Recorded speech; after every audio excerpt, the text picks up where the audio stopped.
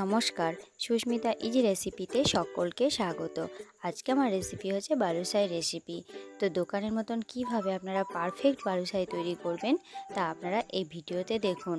আর আপনাদের কাছে একটাই অনুরোধ, আমার এই ভিডিওটা পুরোটা দেখুন।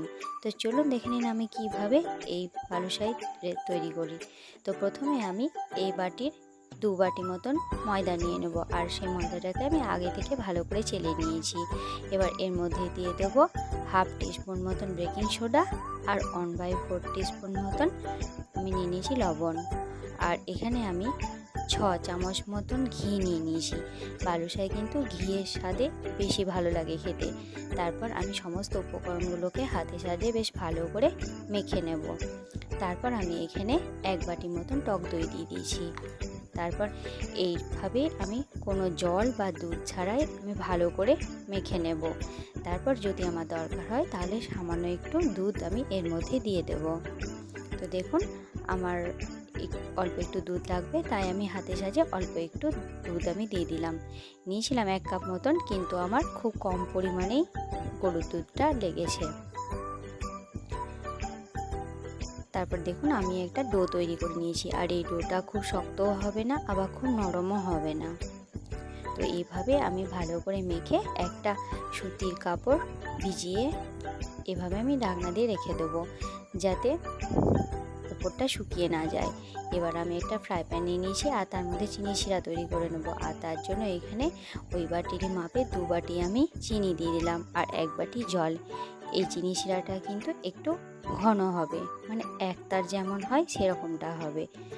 আর এর মধ্যে আমি ভেজানো জাফরান দিয়ে দিলাম, যাতে কালারটা একটু ভালো আসে। তো এইভাবে আমি ফুটিয়ে ফুটিয়ে একটু ঘন শিরা বানিয়ে তারপর গ্যাসের ফ্লেমটা আমি অফ করে দিয়েছি। তো সেটাকে আমি সাইডে রেখে দিয়েছি। আর এখানে এই ময়দাটা আমি একবার ভালো করে মেখে নেব। তারপর হাতের সাহায্যে এইভাবে প্রথমে গোল গোল করে নেব, ছোট ছোট লেচি করে।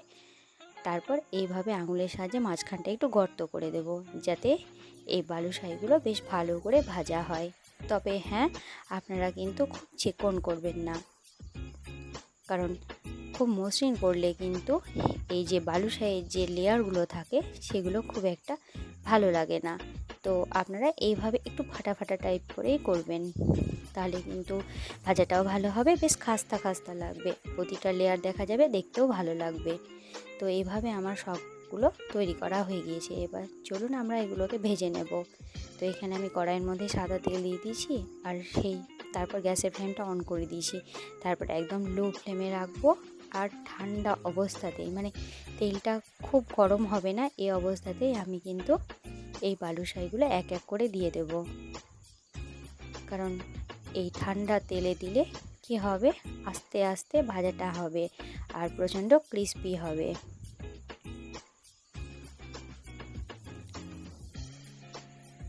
দেখুন একদম লো ফ্লেমে রেখেছি, আর আস্তে আস্তে কেমন আমার লেচিগুলো দেখুন কত ছোট ছোট করেছিলাম, আর সেগুলো বড় বড় হয়ে গিয়েছে, আস্তে আস্তে ফুলতে শুরু করেছে। আমার কালারটাও চেঞ্জ হয়ে এসছে। এবার আমি এগুলোকে উল্টে পাল্টে নেব। একদম লো ফ্লেমেই থাকবে, কোনো সময় আঁচটা কিন্তু বাড়ালে হবে না। আর আপনারা এইগুলো দিয়ে সঙ্গে সঙ্গে কিন্তু উল্টে পাল্টে নেবেন না, যখন দেখবেন কালার চেঞ্জ হয়ে আসছে তখনই আপনারা উল্টে পাল্টে দেবেন। দেখুন আমার এক পিঠ হয়ে গিয়েছে, আবারও আমি এগুলোকে উল্টে দিলাম। আর কত বড় বড় হয়েছে দেখুন ফুলে। তো আপনারা এটাকে এইভাবেই ভাজবেন, দেখবেন খুব সহজেই কিন্তু এই ধরনের মিষ্টি তৈরি হয়ে যায়। দেখুন একটা আমার তৈরি হয়ে গিয়েছে সবগুলো। এবার আমি প্লেটে তুলে নেব। দেখুন লেয়ারগুলো কি সুন্দর বোঝা যাচ্ছে। তো আমার সবগুলো ভাজা হয়ে গিয়েছে। এবার এগুলোকে আমি চিনি শিরার মধ্যে দিয়ে দেব, আর বারবার আমি উল্টে পাল্টে দেব। আর এই চিনি শিরার মধ্যে আমি কিন্তু 6 থেকে 8 মিনিট মতন রাখবো, আর মাঝে একবার করে উল্টে পাল্টে দেব, যাতে এগুলোর মধ্যে চিনি শিরাটা বেশ ভালো করেই ঢুকে যায়। এবার আমি একবার উল্টে দিলাম, আবারও আমি মাঝে 2 থেকে 3 বার মতন এইভাবেই উল্টে পাল্টে দেব। ভেতরটা বেশ ভালোভাবে শিরাগুলো ঢুকলে খেতে বেশ ভালোই লাগবে। আমি মাঝে একটু ফাঁক রেখে দেবো আর তার মধ্যে আলু দুটো আমি একইভাবে দিয়ে দেবো। তারপর আপনাদেরকে আমি প্লেটে তুলে দেখাচ্ছি। দেখুন কি সুন্দর হয়েছে, আর আমি কেটেও দেখাচ্ছি কতটা নরম হয়েছে। আর উপর থেকে গার্নিশের জন্য আমি কাজু বাদাম কুচি করে রেখেছি, সেগুলো দিয়ে দেব। আমার এই রেসিপি যদি আপনাদের ভালো লেগে থাকে অবশ্যই একটা লাইক করে দেবেন, আর আমার পাশে থাকার জন্য চ্যানেলটিকে সাবস্ক্রাইব করে দেবেন।